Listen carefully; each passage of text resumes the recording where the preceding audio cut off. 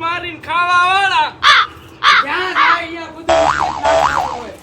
એ સરપંચ નો કોઈ આમ જો કોઈ શેઠ પર છે નહીં સરપંચ ઉપર માખ્યું આવી કે ઓય હાય સરપંચ સરપંચ સરપંચ